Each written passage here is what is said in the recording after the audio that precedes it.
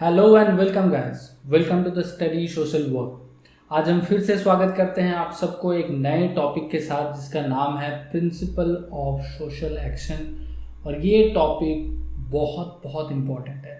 आप लोगों ने काफ़ी टाइम से हमें मैसेज मेल किए हैं कि सर ये टॉपिक के ऊपर आप वीडियो बनाइए, तो मैंने कोशिश किया। हालांकि सोर्सेस मटेरियल्स बहुत मुझे खास कुछ अच्छा मिला नहीं, लेकिन बहुत सारे जगह से वेरीफाई करने के बाद मैं स्टैंडर्डाइज किया हूँ, जहाँ पर 6 प्रिंसिपल के साथ आज हम लोग प्रिंसिपल ऑफ सोशल एक्शन पढ़ेंगे। और मुझे लगता है जितना डिटेल हमने निकाल लिया उतना आप अगर पढ़ लेंगे तो आपके लिए काफ़ी रहेगा। तो आप चिंता करने की कोई ज़रूरत नहीं है, बस आप एक बार ये वीडियो पूरा देख लीजिएगा और आपके पास जो भी टेक्स्ट बुक है उसको आप थोड़ा सा रिवाइज कर लीजिएगा, ताकि आपको पता चल जाएगा कि किस चीज़ का क्या मतलब है, वो समझ में आ जाएगा आपको एकदम क्रिस्टल क्लियर। तो हम लोग डिले ना करके डायरेक्ट प्रिंसिपल में जाते हैं, क्योंकि इसके पहले हम लोगों ने जो प्रिंसिपल वाला वीडियो बनाए हैं केस वर्क के ऊपर, ग्रुप वर्क के ऊपर, कम्युनिटी डेवलपमेंट के ऊपर, तो वो वहाँ पर हम लोगों ने काफ़ी टाइम प्रिंसिपल क्या होता है, प्रिंसिपल को क्यों पढ़ना चाहिए, इसके ऊपर हमने बात किया था। तो मुझे नहीं लगता इस वीडियो में उसका ज़रूरत है। हम डायरेक्ट प्रिंसिपल में ही जाते हैं, प्रिंसिपल के बारे में ही बात करते हैं। तो देखो भाई लोग, जो बात है कि प्रिंसिपल ऑफ क्रेडिबिलिटी बिल्डिंग, ये पहला प्रिंसिपल है सोशल एक्शन के लिए। अब समझते हैं कि क्रेडिबिलिटी बिल्डिंग क्या चीज़ है, ये हम थोड़ा सा समझ लेते हैं। तो सबसे पहले जो आता है क्रेडिबिलिटी बिल्डिंग। क्रेडिबिलिटी जो शब्द है ये कहीं ना कहीं पर्सनालिटी के साथ बहुत कनेक्ट करता है। पर्सनालिटी, अब पर्सनालिटी डेवलपमेंट के ऊपर हम लोगों ने एक ऑलरेडी वीडियो बना रखा है, सिगमंड फ्रायड के जो भी हैं ईगो सुपर ईगो, उसके ऊपर डिटेल्ड वीडियो है, अगर कोई देखना चाहेंगे तो वो भी आप देख सकते हैं। लेकिन अभी जो आप बात कर रहे हैं क्रेडिबिलिटी बिल्डिंग, क्रेडिबिलिटी क्या है इसको हम समझते हैं। तो देखिए, पहले है, हम थोड़ा पढ़ लेते हैं। For any social action building credibility is an important promotion the movement of leadership, organizing and participation to build justice, rectitude and truth। देखिए यहाँ पर क्या किया जा रहा है कि प्रमोशन करने के लिए, कोई भी आप सोशल मूवमेंट कर रहे हैं तो उसका प्रमोशन के लिए आपको क्रेडिबिलिटी बिल्डिंग आपको करना पड़ेगा। क्रेडिबिलिटी क्या मैंने बताया कि पर्सनालिटी के ऊपर कनेक्टेड है। पर्सनालिटी के ऊपर कनेक्टेड है। कैसे कनेक्टेड है? क्योंकि आपके पर्सनालिटी का जो एक्शन रहेगा उसके ऊपर आधारित होकर क्रेडिबिलिटी डेवलप करेगा। जैसे ओपिनियन फॉर द ओपोनेंट, आप ओपोनेंट को कैसे देख रहे हैं या ओपोनेंट के लिए आपका क्या माइंडसेट है, जनरल पब्लिक आपको किस तरीके से देख रहे हैं, या ओपोनेंट आपको किस तरीके से देख रहे हैं, या मूवमेंट में जो लोग आपके साथ जुड़े हुए हैं वो लोग किस तरीके से आपको देख रहे हैं, आपका पर्सनालिटी किस तरीके से उनके पास रिफ्लेक्ट हो रहा है, ये क्रेडिबिलिटी बिल्डिंग है। अब हम सिर्फ ये नहीं बात करेंगे कि क्या क्या प्रिंसिपल है, हम ये भी बात करेंगे कि उस प्रिंसिपल को अचीव कैसे किया जाए।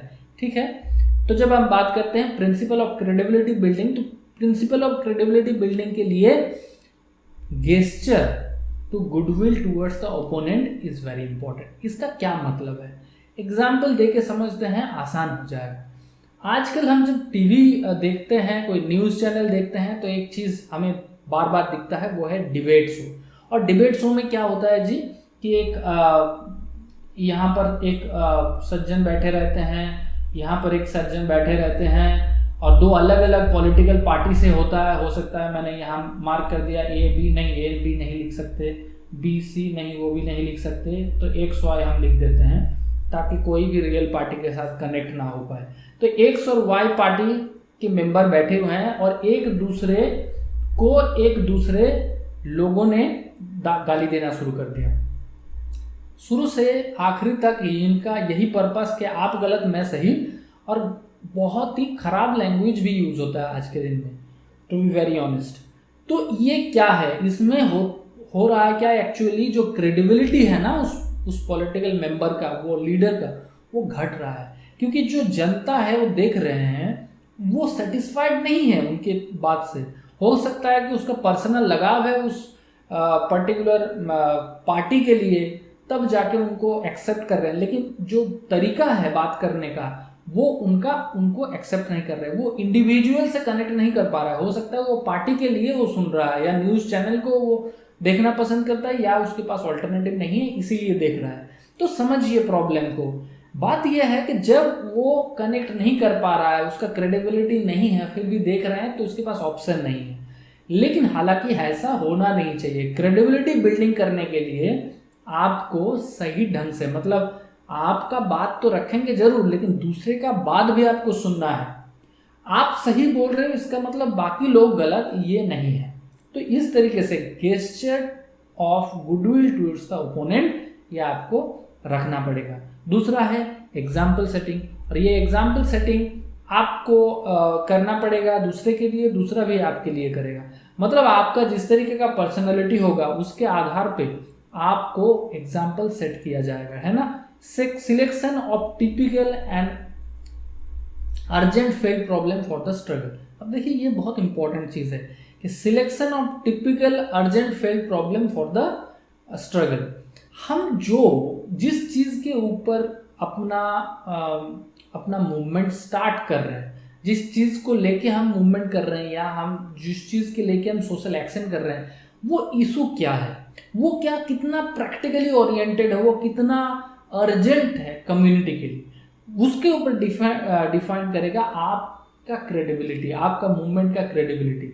मतलब ये कोई बच्चों का खेल नहीं है कि कोई भी रैंडम आप टॉपिक वहां से उठा लिए और आपने बोला कि सोशल एक्शन कर रहा हूं। नहीं, सोशल एक्शन वही होना है जो मास प्रॉब्लम को सॉल्व कर रहे हैं, मास पीपल को लेके लीड कर रहे हैं, उसको आप सोशल मूवमेंट, सोशल एक्शन कह सकते हैं।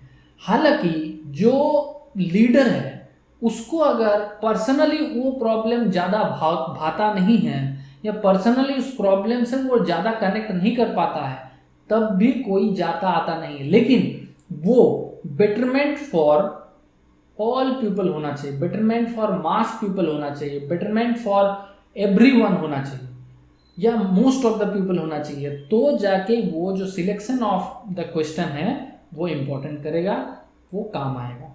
और है सक्सेस, एक सक्सेस रेट जो है वो आपको देखना पड़ेगा कि वो कितना लोगों के लिए सक्सेस, मतलब कितना वो जो टॉपिक आप समझ रहे हैं वो कितना सक्सेसफुल है।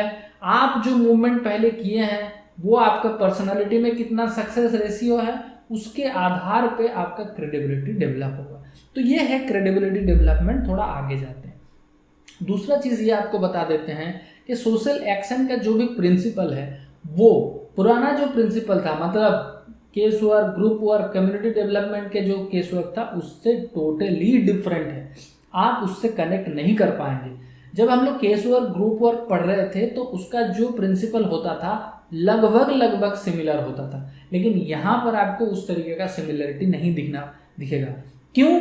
क्योंकि वो प्राइमरी थ्योरी के ऊपर बेस था, ये सेकेंडरी थ्योरी के ऊपर बेस है। तो आपको ये चीज़ समझना पड़ेगा कि इसका जो प्रिंसिपल है वो आपको एकदम स्टार्टिंग से समझना पड़ेगा और आपको डीपली समझना पड़ेगा। ठीक है, तो हम पढ़ते हैं प्रिंसिपल ऑफ लेजिटिमाइजेशन। लेजिटिमाइजेशन क्या है? लेजिटिमाइजेशन का मतलब है कि जो आप टॉपिक लेके चल रहे हैं, जो आपका थॉट लेके चल रहे हैं, जो आप कॉन्सेप्ट लेके चल रहे हैं अपने सोशल मूवमेंट में, सोशल एक्शन में, वो टॉपिक, वो कॉन्सेप्ट कितना इम्पॉर्टेंट है पब्लिक के लिए, कितना मीनिंगफुल है पब्लिक के लिए, या कितना वो एथिकली राइट है पब्लिक के लिए।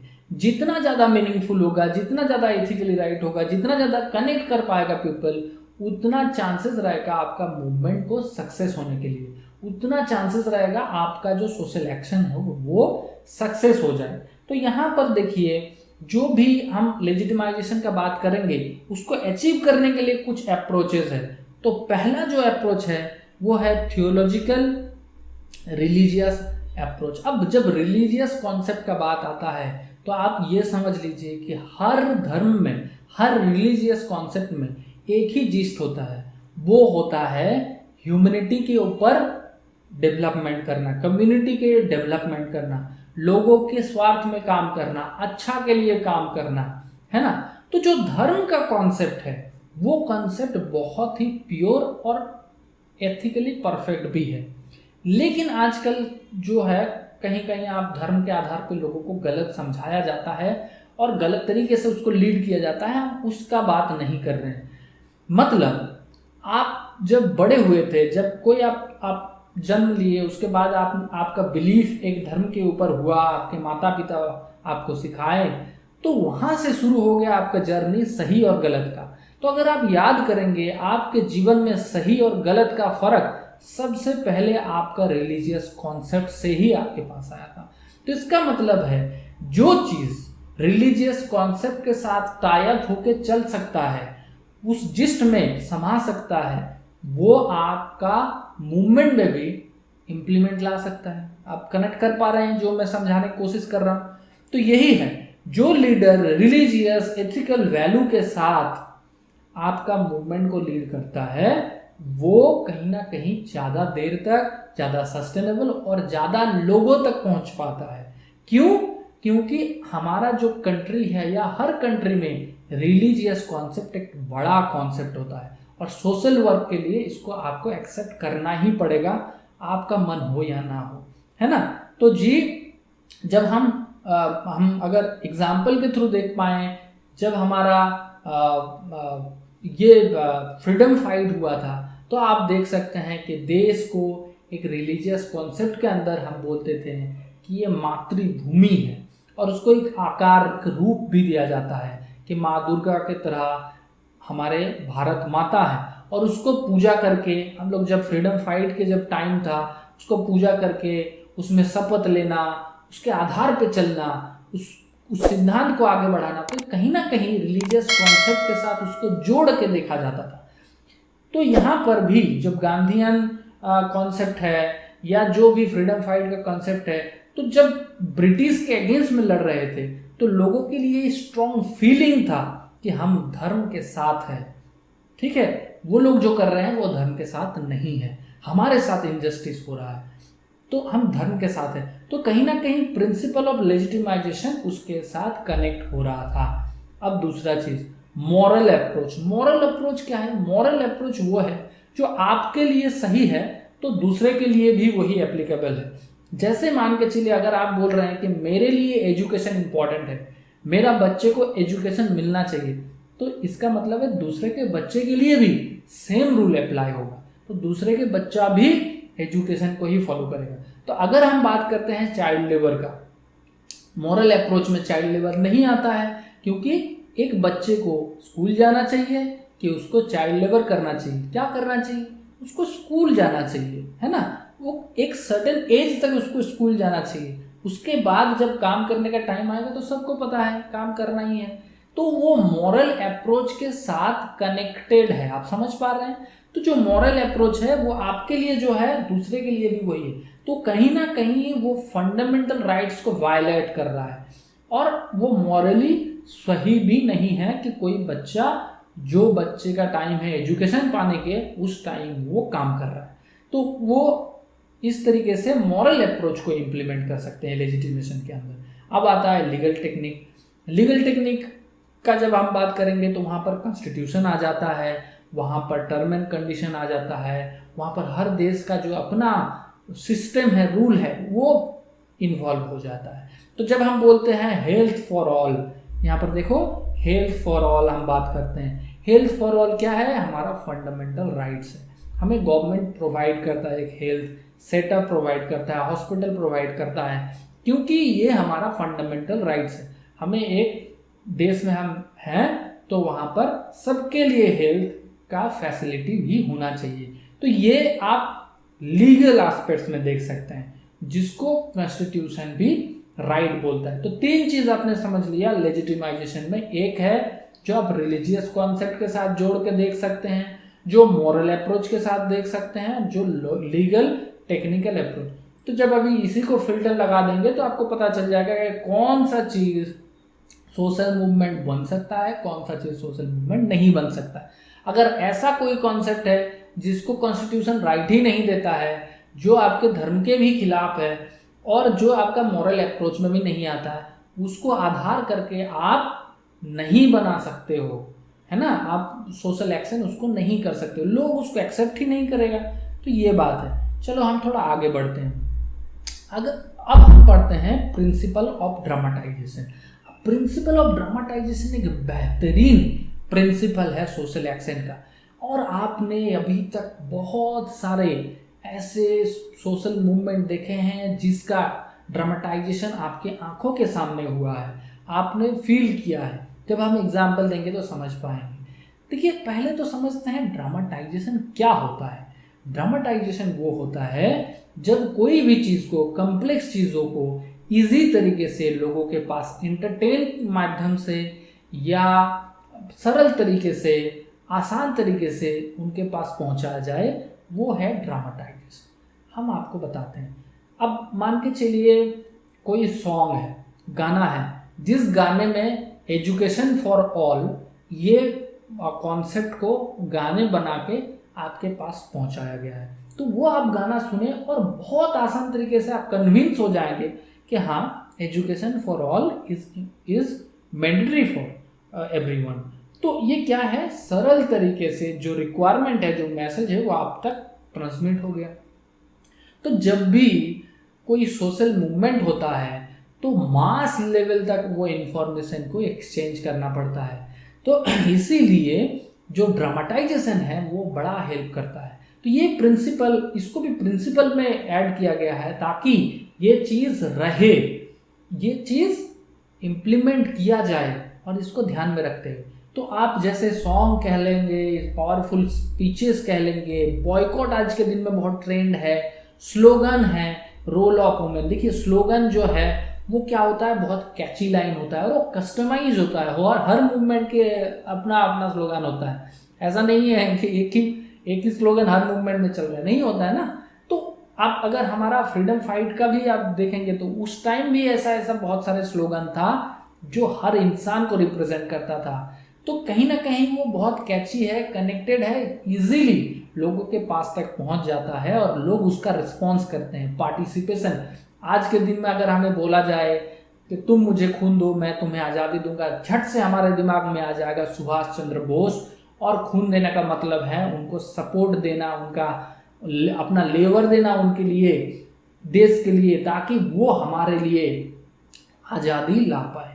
तो कहीं ना कहीं कितना आसान है। तो ये स्लोगन के माध्यम से boycotts, powerful speeches, role of women. Role of women क्यों बोला जा रहा है, क्योंकि वुमेन एक ऐसा कैटेगरी है जहाँ पर वुमेन का इन्वॉल्वमेंट होगा तो लोग सोचेंगे, या सोसाइटल जो स्ट्रक्चर है उसका मतलब वुमेन अगर इन्वॉल्वमेंट है तो सब स्तर का लोग वहाँ पर इन्वॉल्व हो पाएगा, हो सकता है। तो ये, अब इसके अलावा भी आज के दिन में ड्रामेटाइजेशन के लिए सोशल मीडिया है, न्यूज़ मोबिलाइजेशन है, न्यूज़ मेंटेनेंस है, ये सारे चीज़ है, स्ट्राइक्स है, तो ये सारे चीज़, रिलीज है, ये सारे चीज़ ड्रामेटाइजेशन करने के लिए, मतलब एक आपका जो कॉन्सेप्ट है वो कॉन्सेप्ट को आप तक पहुंचाने के लिए, लोगों तक पहुंचाने के लिए, बहुत सारे लोग तक, मास लोगों तक पहुंचाने के लिए ये चीज़ों का जरूरत होता है। ये तीसरा प्रिंसिपल है, बहुत ध्यान से याद रखिएगा, ठीक है। हम आगे बढ़ते हैं। अब आता है प्रिंसिपल ऑफ मल्टीपल स्ट्रेटजीज। लेकिन उसके पहले हमें एक चीज़ याद आ गई, वो है कि आजकल मैं देख रहा हूँ कि वीडियो में लाइक्स बहुत कम आता है और आप लोग कम कमेंट करते हैं। पहले, आज से 3-4 महीना पहले मेरे पास बहुत ज़्यादा कमेंट आता था, तो मैं भी बहुत ज़्यादा इंस्पायर होता था आप लोगों से कि आप लोग कनेक्टेड हैं, आप लोग चाहते हैं कि वीडियो बनाऊं मैं, आपका रिक्वायरमेंट आप बताते थे। हालांकि अभी मैं थोड़ा सा कम देख पा रहा हूँ, तो मैं आशा रखता हूँ कि आप लोगों का जो दिक्कतें हैं वो ज़रूर हमें बताया कीजिए कि आपको प्रॉब्लम क्या है, किस तरह का वीडियो आपको चाहिए, किस तरीके का सपोर्ट हमें चाहिए, क्योंकि आने वाले टाइम में हम बहुत सारे चीज़ इंप्लीमेंट करने की कोशिश कर रहे हैं। हालांकि हमारे पास मैन पावर थोड़ा कम है, लेकिन हम कोशिश कर रहे हैं। आप देख पा रहे हैं कि हम लोग भी एफर्ट डालते हैं और जो भी करते हैं दिल से करते हैं, कोशिश करते हैं कि आप तक पहुँचे। तो प्रिंसिपल ऑफ मल्टी स्ट्रैटेजीज, ठीक है ना। तो देखो यहाँ पर मल्टीपल एक शब्द है, स्ट्रैटेजीज, मल्टीपल मतलब बहुत सारे स्ट्रैटेजी को मिला के काम करना और अपना सोशल एक्शन को इम्प्लीमेंट करना। तो अब देखिए क्या है, पहले होता है एजुकेशनल स्ट्रैटेजी। हम अगर बात करेंगे एजुकेशनल स्ट्रैटेजी में क्या होता है, एजुकेशनल स्ट्रैटेजी में एजुकेट करते हैं लोग, है ना। कि हम अगर बात कर रहे हैं चाइल्ड लेबर के ऊपर, तो चाइल्ड लेबर क्या होता है, उसका क्या रूल्स रेगुलेशन है, कौन अगर कोई करवाता है तो उसका क्या पनिशमेंट है, या कहीं पर हो रहा है उसके बारे में लोगों को इन्फॉर्म करना, ये सारे चीज़ एजुकेशनल स्ट्रैटेजी। मतलब हम अब एक चीज़ को दूसरे लोगों तक पहुंचा रहे हैं एजुकेशन के माध्यम से, एजुकेशन कर रहे हैं। तो उसमें अलग अलग लोगों को जोड़ना, एनजीओ को इन्वॉल्व करना, पार्टनरशिप डेवलप करना, स्टेक होल्डर्स के साथ काम करना, इस तरीके का जॉइंट मूवमेंट बहुत काम आता है। तो एजुकेशनल स्ट्रैटेजी एक स्ट्रैटेजी होता है, लेकिन हमने यहाँ क्या बात किया, मल्टीपल स्ट्रैटेजी। तो सिर्फ एजुकेशन से नहीं हो पाएगा। तो चलो आगे बढ़ते हैं। और क्या क्या स्ट्रैटेजीज होता है, परसुएसिव स्ट्रैटेजी है। परसुएसिव स्ट्रैटेजी क्या होता है, परसुएसिव स्ट्रैटेजी होता है एक पर्सन के लिए व्यू पॉइंट कॉन्सेप्ट डेवलप होना। व्यू पॉइंट कॉन्सेप्ट क्या होता है सर, थोड़ा बताइए। व्यू पॉइंट कॉन्सेप्ट ये होता है कि जब कोई पर्सन रैंडमली, मतलब रैंडमली नहीं, बार बार कोई चीज़ करते हैं और लोगों तक पहुंचता है वो चीज़, तो लोग उसके बारे में अच्छा सोचने लगता है, उनके बारे में एक व्यू पॉइंट बना लेते हैं। जैसे अगर हम बात करेंगे महात्मा गांधी जी के, तो महात्मा गांधी जब बहुत सारे मूवमेंट उन्होंने चलाए हैं, तो लोग जब बाद में, एकदम शुरू में तो हो सकता है थोड़ा कम लोग उनके पास होगा, लेकिन धीरे धीरे जितने मूवमेंट होता गया लोग उतना उनके साथ जुड़ते गए। क्यों? क्योंकि वहाँ पर व्यू पॉइंट बन रहा था। लोग देख रहे थे कि महात्मा गांधी जी कुछ कर रहे हैं और अच्छाई के लिए कर रहे हैं, अंग्रेजों के खिलाफ कर रहे हैं। तो जो भी लोग उस व्यू पॉइंट से एग्री करते हैं, उस व्यू पॉइंट को रिलेट करते हैं, उतना लोग उनके साथ जुड़ते गए। तो जब बाद में कभी कोई मूवमेंट उन्होंने फिर नया स्टार्ट किया, तो तब क्या होगा, ऑटोमेटिकली बहुत सारे लोग उनके साथ जुड़ जाएंगे। ठीक है जी। तो हम बात करते हैं फैसिलिटेटिव स्ट्रैटेजी। फैसिलिटेटिव स्ट्रैटेजी ऐसा चीज़ है कि आप जो मूवमेंट बना रहे हैं, आप जो सोशल एक्शन कर रहे हैं, उसका कॉन्सेप्ट इतना इजी हो कि कोई भी पार्टिसिपेट उसमें कर पाए, उसमें कोई बड़ा क्राइटेरिया नहीं लगा। एग्जाम्पल देता हूँ, आपको समझ में आ जाएगा। अगर हम कोई कॉन्स्टिट्यूशन रिलेटेड चीज़ किसी को समझा रहे हैं, एजुकेट कर रहे हैं, देखो जब मल्टीपल स्ट्रैटेजी की बात आएगा तो एक स्ट्रैटेजी दूसरे स्ट्रैटेजी के साथ मिक्स रहेगा। यहाँ पर यही ऑब्जेक्टिव के बारे में बताया जा रहा है कि बहुत सारे स्ट्रैटेजीज को आपको एक साथ इम्प्लीमेंट करना है ताकि आपका सोशल एक्शन मूवमेंट सक्सेस हो जाए। तो फैसिलिटेटिव स्ट्रैटेजी ऐसा स्ट्रैटेजी है जहाँ पर आपका मूवमेंट जल्दी से जल्दी लोगों तक पहुँचे और लोग जल्दी से जल्दी इसमें इन्वॉल्व हो पाए, उसमें बहुत ज़्यादा क्राइटेरिया ना हो पाए।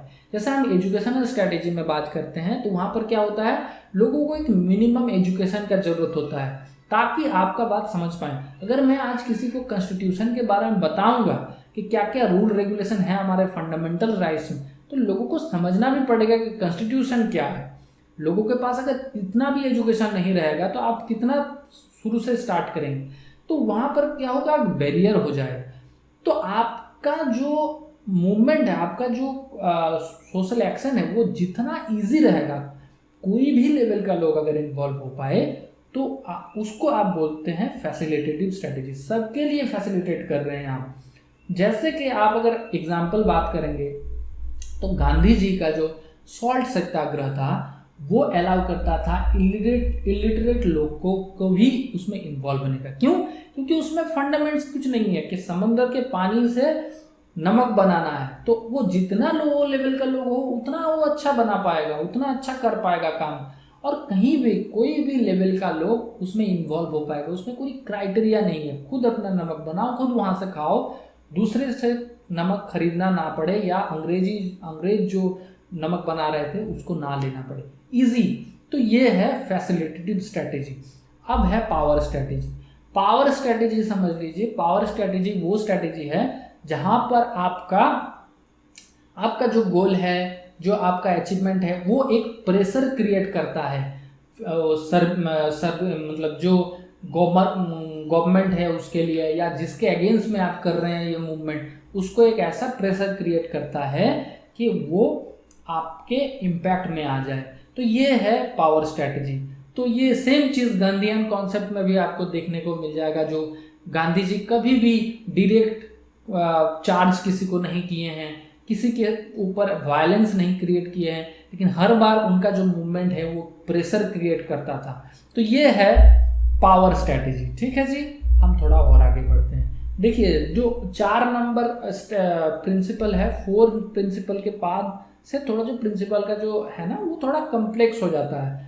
पहले जो 1 2 3 है वो थोड़ा इजी रहता है, लेकिन देखिए मैं कोशिश कर रहा हूँ जितना डीपली हो पाए आपको समझाने का, तो आप उस हिसाब से समझिए, आप पूरा वीडियो देखिए, आपको मिल जाएगा, पूरा आंसर मिल जाएगा, समझ में आ जाएगा। और आप लोग जरूर मेरे को बताइएगा कि आपको कैसा लगा, रिलेटेबल लगा कि नहीं, आप समझ पा रहे हैं कि नहीं, एंजॉय कर पा रहे हैं कि नहीं, है ना। क्योंकि जो सोशल वर्क सब्जेक्ट है ना वो ग्रुप बहुत इंजॉयबल है। आप जितना ज़्यादा मज़ा ले पाएंगे उस सब्जेक्ट का, उतना ही ज़्यादा आपको पढ़ने का मन करेगा और आप उतना ही ज़्यादा सक्सेस पाएंगे इसमें। तो उस हिसाब से पढ़ना है ना। कनेक्शन भी बना के रखना है मेरे साथ, तभी समझ में आएगा मेरे को भी कि मैं ठीक जा रहा हूँ कि नहीं, है ना। तो देखो प्रिंसिपल ऑफ डुअल अप्रोच, तो अभी पहले क्या पढ़ा था, मल्टीपल स्ट्रैटेजी, अब क्या पढ़ रहे हैं, डुअल अप्रोच। तो मल्टीपल में बहुत सारे स्ट्रैटेजी, मल्टीपल स्ट्रैटेजी, और डुअल अप्रोच में 2 अप्रोचेस। अब देखिए तो डुअल अप्रोच का हम जब बात करेंगे, डुअल का मतलब क्या है, डुअल का मतलब 2 अप्रोचेस रहेगा, 2 अप्रोचेस रहेगा, है ना। तो 2 अप्रोचेस। अब मल्टीपल अप्रोच को ना हम लोग समझ लेते हैं, पहले एग्जाम्पल सेट कर लेते हैं और उसके आधार पे हम लोग इसको समझने के प्रयास करते हैं। अब मान के चलिए आपके पास एक पार्क है जिसमें गंदगी ही गंदगी है, पोल्यूटेड है पूरा पार्क। अब पार्क होना कैसा चाहिए, एकदम क्लियर होना चाहिए, एनवायरनमेंट फ्रेंडली होना चाहिए, सही सब कुछ एकदम अच्छा वातावरण, लेकिन आप देख रहे हैं कि जो पार्क है वो पोल्यूटेड है। तो अभी आपको पता है कि ये पार्क का मेंटेन करने का जिम्मेदारी किसका है, कोई गवर्नमेंट का है कि कोई इंडिविजुअल पर्सन का है, लेकिन वो करता नहीं है अपना काम। तो आपका स्ट्रेटजी इस डुअल अप्रोच के अंदर आ सकता है जहां पर आप मूवमेंट करेंगे। समझ गए, हम छोटे स्तर में समझा रहे हैं, आप उसको बड़े मूवमेंट के साथ कनेक्ट करके भी समझ पाएंगे। आखिरी में हम आपको एग्जाम्पल के साथ सेट करके बता देंगे। तो देखिए जो आपका अप्रोच है, हमने क्या बोला कि 2 अप्रोचेस हो गए, है ना। तो एक अप्रोच में होगा आपका काउंटर सिस्टम और एक अप्रोच में होगा आपका रिवाइविंग अनयूज्ड सिस्टम। तो पहले है काउंटर सिस्टम। काउंटर सिस्टम में आपने क्या किया, देखा क्या पोल्यूटेड है, आपने आइडेंटिफाई किया प्रॉब्लम को और उस एरिया में लोगों को मोबिलाइज किए, एनकरेज किए कि ये हमारा अपना जगह है, इसको साफ करना चाहिए और साफ करेंगे तो हमें ये फ़ायदा है। उसके हिसाब से आपके साथ कुछ लोग जुड़ भी गए और आपने साफ करना चालू कर दिया। ये हो गया काउंटर सिस्टम। और रिवाइविंग अनयूज सिस्टम का मतलब है, रिवाइविंग अनयूज सिस्टम में है कि आप उसी जगह पे सर्च किए कि इसके पहले यहाँ पर कोई सफाई अभियान हुआ था या कोई क्लब, कोई एनजीओ, कोई कॉरपोरेट लोग आके यहाँ पर किया था क्या, ऐसे कोई अगर हुआ है तो उस प्रोसेस को फिर से रोलिंग करना, ताकि क्या है वहाँ से जो रिसोर्सेस है, जो कुछ कुड़ाली था, खुर्दा था, कुछ ना कुछ था, झाड़ू था, उसको आपने रीयूज कर लिया। लोगों को मोटिवेट किए कि उसी मुहिम को, उसी मूवमेंट को हम लोग रीस्टार्ट करना चाहते हैं। वहाँ जो लीडर्स थे हो सकता है वो लोग भी जुड़ जाएं और हो सकता है जिनका काम है वो भी आपके साथ जुड़ जाएं और देखें कि हमें ये काम करना है। 2 चीज़ किया आपने, पहले क्या किया, काउंटर सिस्टम किया, आपने अटैक नहीं किया, जिनका काम था उनके साथ आपने भिड़ नहीं किया, आपने काउंटर सिस्टम बनाया और उसके आधार पर लोगों को काम में इन्वॉल्व किया, आपने इंस्पायर किया, आपने मोटिवेट किया और इनकरेज किया और आप उनको काम में लगाया। और रिवाइविंग सीनरी में क्या है कि जो आपका पुराना कहीं आपने इस तरीके का काम स्टार्ट किया था, कोई किया था यहाँ पर, उसी को आपने फिर से स्टार्ट करवा दिया। तो ये है। अब इसमें हुआ क्या, आपने पब्लिक को एम्पावर कर दिया, वो लोग खुद अपने जगह को अपने इशू समझ के उसको सॉल्व करेगा। आपने समझाया कि आपका प्रॉब्लम है और अपना प्रॉब्लम सोल्यूशन भी हो गया। अवॉइड क्या किया, आपने डायरेक्ट कन्फ्लिक्ट नहीं क्रिएट किया, जिसका काम था उसके साथ आपने भिड़ नहीं किया। अब हम इसको बड़े पैमाने में समझते हैं। अगर हम फ्रीडम फाइटिंग के टाइम गांधीयन कॉन्सेप्ट को समझते हैं तो गांधी जी कभी डायरेक्ट अटैक नहीं किए हैं। उन्होंने कभी डायरेक्ट अटैक नहीं किया, उनका नॉन वायलेंस अटैक मतलब ये था, कॉन्सेप्ट था। लेकिन ये हर बार इम्पैक्ट करता था इसको जो हमारा अंग्रेज लोग थे उनको डायरेक्ट इम्पैक्ट करता था। कैसे? मान के चलिए गांधी जी ने बताया कि भाई खुद अपना कपड़ा खुद सिलो। अब यहाँ पर तो कोई रोक टोक नहीं है, खुद कोई, मैं अगर चाहूँ अपना कपड़ा सिल सकता हूँ, कोई मेरे को रोक नहीं सकता। मैं अगर बोलूँगा किसी दुकान से मैं खरीदूंगा नहीं तो नहीं खरीदूंगा, वो दुकानदार मेरे को बोल नहीं सकता कुछ। लेकिन ना खरीदने से जो दुकानदार है उसको तो प्रॉब्लम आ रहा है ना, मेरे को प्रॉब्लम नहीं आ रहा है क्योंकि मैं अपना बना रहा हूँ। लेकिन जिसका दुकान है वो तो कस्टमर के भरोसे नहीं है। तो अगर ईस्ट इंडिया कंपनी में कपड़ा बना रहा है और हम कपड़ा खरीद ही नहीं रहे हैं गांधी जी क्या बोल रहे हैं, खुद अपना कपड़ा सिलो, खुद वहां से पहनो। तो इसमें क्या हो रहा है कि हम अटैक तो नहीं कर रहे हैं लेकिन लॉसेस उन्हीं का हो रहा है। तो इस तरीके से उन्होंने मूवमेंट को फ्रेम किया जो है डुअल अप्रोच मूवमेंट। तो ये डुअल अप्रोच मूवमेंट भी बहुत बहुत बहुत इंपॉर्टेंट है। सॉरी। अब हम आते हैं हमारे आखिरी और फाइनल जो प्रिंसिपल है जिसका नाम है प्रिंसिपल ऑफ मैनीफोल्ड प्रोग्राम। इसको समझने के लिए हम समझते हैं पहले। तो देखिए जो शब्द है मैनीफोल्ड, इसका मतलब क्या है। हमने यहाँ से यहाँ तक एक लाइन खींचा ए और बी, ये क्या है जी, ये एक लाइन है। लेकिन ये कितना जगह को कवर कर रहा है, यहाँ से यहाँ जगह कवर कर रहा है और ये जो लाइन जितना इसका ड्यूरेशन जितना उसका विड्थ है उतना कवर कर रहा है। लेकिन इसी लाइन को अगर हमने ऐसे ऐसे फोल्ड कर देना है तो ये क्या करेगा, ये यहाँ से लेके यहाँ तक, यहाँ से लेके यहाँ तक पूरा जगह को कवर कर रहा है कि नहीं। तो ये मैनीफोल्ड अप्रोच इस तरीके का अप्रोच आप समझाते हैं तो समझ जाएंगे आप इजीली। ठीक है, एक मिनट इसको पोंछ देते हैं। ठीक है, अब देखिए हमारे पास तीन तरीके का कॉन्सेप्ट है। एक है सोशल कॉन्सेप्ट, एक है इकोनॉमिकल कॉन्सेप्ट और एक है पॉलिटिकल कॉन्सेप्ट। ठीक है जी,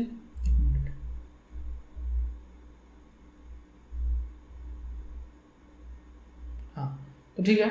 तो हमारे पास सोशल, इकोनॉमिकल और पॉलिटिकल तीन तरीके का कॉन्सेप्ट है। समझते हैं किसको कौन क्या बोला जाता है। सोशल का मतलब है जो हमारा डेली यूज केस में आता है, जैसे हमारा एजुकेशन हो गया, हमारा हेल्थ हो गया, हमारा रहने खाने के लिए जो जगह लगता है, वो सारे चीज़ सोशल में आ गया।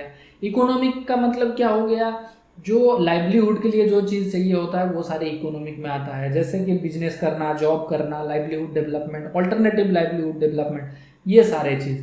पॉलिटिकल मतलब मेरे को जो सर्विस चाहिए होता है वो सर्विस कौन प्रोवाइड कर रहा है, गवर्नमेंट, और इसके बीच में जो है बंदा वो पॉलिटिकल फेनोमेना है, जैसे मैंने जो लीडर चूज किया उसको वो लीडर। तो ये पॉलिटिकल में रिलेशन बिल्ड करना या लीडरशिप करना, इसको भी पॉलिटिकल एस्पेक्ट में हम डाल सकते हैं। तो ये तीन चीज के ऊपर आधारित हमारा सोसाइटल फंक्शन। अब ये सोसाइटल फंक्शन में मैनीफोल्ड प्रोग्राम किस तरीके से सेट होता है ये समझने के प्रयास कीजिए। हम डायरेक्ट पढ़ते हैं एग्जाम्पल के साथ, आपको सेट हो जाएगा, आप समझ पाएंगे। तो डॉक्टर राजेंद्र सिंह जो थे, डॉक्टर राजेंद्र सिंह एक अच्छा एग्जाम्पल है। उन्होंने क्या किया था, सेव वाटर, उन्होंने वाटर कंजर्वेशन के ऊपर उन्होंने एक सोशल एक्शन मूवमेंट किया था। अब उन्होंने क्या किया कि इस जो सेंट्रल कॉन्सेप्ट है वो सेंट्रल कॉन्सेप्ट है सेव वाटर कंजर्वेशन के ऊपर, लेकिन उन्होंने दूसरे फेनोमेना को सोशली, इकोनॉमिकली, पॉलिटिकली उसको भी कैप्चर किया। उससे क्या होगा कि जो जिसके साथ कनेक्ट कर पाएगा वो उनके मूवमेंट में उस तरीके से पार्टिसिपेट कर पाएंगे। एग्जाम्पल देता हूँ, देखिए पहले हमने समझ लिया कि उनका जो मूवमेंट है वो किसके ऊपर है, वाटर कंजर्वेशन के ऊपर, समझ गया। लेकिन इसको सोशली कैसे इंप्लीमेंट किया जाए। देखो जब गांव में अगर वाटर का प्रॉब्लम है, क्राइसिस है, तो लोगों को बहुत दूर तक, वहाँ के जो वुमेन है बहुत दूर तक उनको जाना पड़ रहा है पानी लाने के लिए। तो उसमें क्या है, टाइम और एनर्जी दोनों चीज़ का वेस्टेज है। उन्होंने इस चीज़ को मार्क आउट किया और लोगों को समझाया कि दूर से पानी लाने में एनर्जी और टाइम दोनों वेस्ट होता है। तो अगर हम एनर्जी कंजर्वेशन का ये जो हमारा मिशन है इसको सक्सेस कर लेते हैं तो ये बच जाएगा, हम उसी एनर्जी को, टाइम को दूसरे काम में यूज़ कर सकते हैं। तो वहाँ जो लेडीज़ होंगे, वुमेन होंगे, उनको फ़ायदा लगेगा कि नहीं, कि हाँ जी ये सही काम कर रहा है और इसके साथ जुड़ना चाहिए। तो उनका क्या है, पार्टिसिपेशन बढ़ गया। इकोनॉमिकली कैसे, जब पानी का बंदोबस्त हो जाएगा तो वहाँ पर एग्रीकल्चर क्रॉप ज़्यादा होगा, इंडस्ट्री भी आ सकता है, तो कहीं ना कहीं इकोनॉमिकली डेवलपमेंट होगा। तो जो लोग इकोनॉमी के साथ रिलेट करता है, नॉर्मली एजुकेटेड लोग जो हैं, फार्मर्स जो हैं, या जो फैमिली का अर्नर है, जो पर्सन अर्न करता है, वो लोग कनेक्ट कर पाएगा और सोचेगा कि ये तो हमारे लिए काम कर रहा है, हमारे बेनिफिट का काम कर रहा है, तो उसमें पार्टिसिपेशन। अब जब सोशली इकोनॉमिकली सक्सेस मिलेगा, लोगों के लिए ये काम करेंगे, तो क्या होगा, वो बहुत सारी एजेंसीज, ऑर्गेनाइजेशन, गवर्नमेंट बॉडी के साथ कनेक्ट हो जाएगा। तो जब कनेक्ट होगा तो पॉलिटिकली इन्वॉल्वमेंट उसका हो गया, पॉलिटिकल लीडर्स के साथ, वो खुद भी उसका लीडरशिप कॉन्सेप्ट बढ़ गया, ब्यूरोक्रेट के साथ वो एसोसिएट हो गया, तो कहीं ना कहीं वो पॉलिटिकली भी इन्वॉल्वमेंट हो पाएगा। तो कहीं ना कहीं इस तरीके से उन्होंने ये तीनों जो एस्पेक्ट है उसको कैप्चर कर लिया। अब इसमें होता क्या है, जब अलग अलग एस्पेक्ट के साथ कनेक्ट करते हुए लोग उसके मूवमेंट के अंदर आ जाएंगे तो उनका मूवमेंट सक्सेस हो जाएगा, क्योंकि पार्टिसिपेशन बढ़ेगा तो बड़ा होता जाएगा मूवमेंट, और बड़ा होता जाएगा तो मूवमेंट सक्सेस हो जाएगा। तो ये है प्रिंसिपल ऑफ मैनीफोल्ड प्रोग्राम, और ये हमारा लास्ट प्रिंसिपल है। हालांकि हमें 6 प्रिंसिपल अगर हम पढ़ लिए सोशल एक्शन में, तो हमें और ज़्यादा प्रिंसिपल पढ़ने का ज़रूरत नहीं पड़ेगा। इसी प्रिंसिपल में 6 प्रिंसिपल ही हमें काफ़ी है हमारा सोशल एक्शन प्रिंसिपल को समझने के लिए, और जितने भी सवाल आता है इसके अंदर ही आता है। तो जो लोग नेट का प्रिपेयर कर रहे हो भाई, वो भी ध्यान लगा के पढ़ो।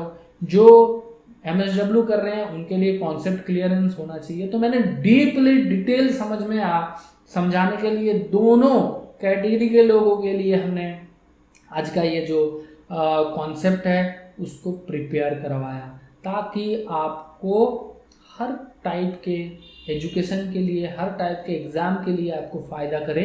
और अगर जो लोग MSW कर भी रहे हैं वो लोगों को एक्सपोजर नेट का तरह मिल रहा है, तो अच्छी बात है ना। तो चलो थैंक यू बोलो, मैं भी थैंक यू बोलता हूँ। थैंक यू सो मच, आप लोग अभी तक देखे हैं, और हमें अपना फीडबैक ज़रूर बताइएगा कि कैसा लगा, अच्छा बुरा जो भी लगता है। आपसे मैं कुछ चार्ज नहीं कर रहा हूँ, फ्री कंटेंट बना रहा हूँ, तो एटलीस्ट मैं ये एक्सपेक्ट कर सकता हूँ कि आप मेरे जो कंटेंट है उसको लाइक करेंगे। और अगर आपको लगता है कि गलत है, कुछ चीज़ सही नहीं है, या इससे बेहतर हो सकता था, तो मेरे को ज़रूर बताइएगा। मुझे भी अच्छा लगेगा कि मैं उस तरीके का एजुकेटर नहीं हूँ कि सिर्फ मेरे को अच्छा चीज़ ही मिलता रहे। मेरे को अगर सही इन्फॉर्मेशन मिलेगा तो ही आगे जाके मैं और अच्छा कर पाऊँगा। कुछ दिन पहले मुझे कुछ लोगों ने मैसेज किया था या कमेंट भी किया था, आप लोग कमेंट भी देख पाएंगे, कि सर साउंड सही से नहीं आ रहा है, साउंड बहुत कम है। तो आजकल जब हम लोग एडिट करते हैं तो स्पेशली हम लोग ध्यान देते हैं कि साउंड सही है कि नहीं। तो पता कैसे चलेगा, आप लोगों से ही तो चलेगा। तो आप लोग बताइएगा ज़रूर, जो भी आपको दिक्कतें होता है, किस तरीके का वीडियो आप लोग एक्सपेक्ट कर रहे हैं इन फ्यूचर, वो भी मेरे को बताइए। फ़ायदा हो रहा है कि नहीं वो भी बताइए, कॉन्सेप्ट समझ में आ रहा है कि नहीं वो भी बताइए। तो आज विदाई लेता हूँ। जय हिंद, जय भारत।